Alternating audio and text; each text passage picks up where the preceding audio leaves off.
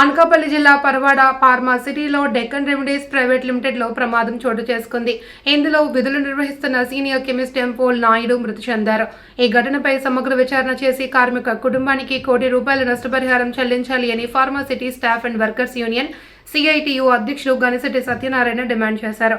ఈ సందర్భంగా ఆయన పరిశ్రమ గేట్ వద్ద మీడియాతో మాట్లాడుతూ యాజమాన్యం నిర్లక్ష్యంగా భద్రతా ప్రమాణాలు పాటించకపోవడం వల్ల ఓ నిండు ప్రాణం బలైందని ఆవేదన వ్యక్తం చేశారు.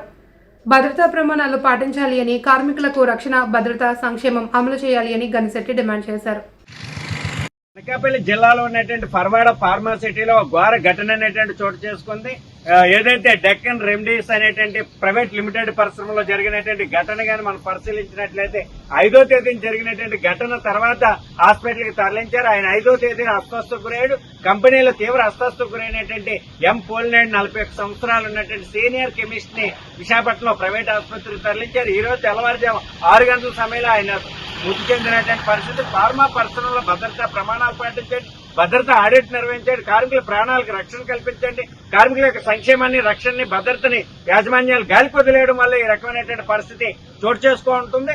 అందుకని ఫార్మా పరిశ్రమలో వరుస ప్రమాదాల కారణంగా కార్మికులు అరిచేతిలో తన ప్రాణాలు పెట్టుకుని క్షణ భయాందోళన విధులు నిర్వహిస్తా ఉన్నారు. 5వ తేదీ జరిగినటువంటి ఘటనని జిల్లా అధికార యంత్రాంగానికి కూడా సమగ్రంగా సమాచారం అందజేయలేదు. ఈ రోజు మృతి చెందిన తర్వాతే జిల్లా ఇన్స్పెక్టర్ ఫ్యాక్టరీకి గాని, జిల్లా కలెక్టర్కి గాని ఫిర్యాదు సమాచారం అందజేస్తున్నటువంటి పరిస్థితి. అందుకని మేము డిమాండ్ చేస్తూ ఉన్నాం, యాజమాన్యాలు జరిగినటువంటి ఘటనలు గోప్యంగా ఉంచేటువంటి పరిస్థితి దిగజారుతూ ఉన్నారు. అందుకని ఇట్లాంటి ఘటనల మీద సమగ్రమైన విచారణ చేయాలా.